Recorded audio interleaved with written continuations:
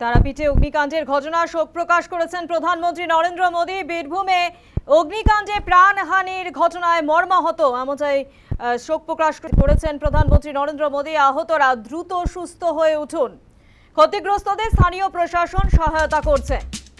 তারাপীঠে অগ্নিকাণ্ডের ঘটনা শোক প্রকাশ প্রধানমন্ত্রী নরেন্দ্র মোদী।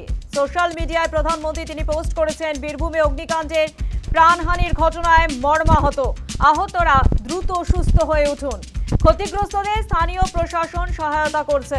সোশ্যাল মিডিয়ায় পোস্ট প্রধানমন্ত্রী নরেন্দ্র মোদী।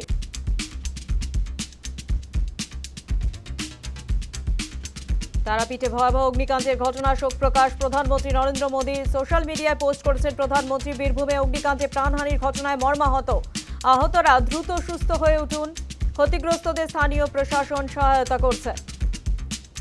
সোশ্যাল মিডিয়ায় পোস্ট প্রধানমন্ত্রী।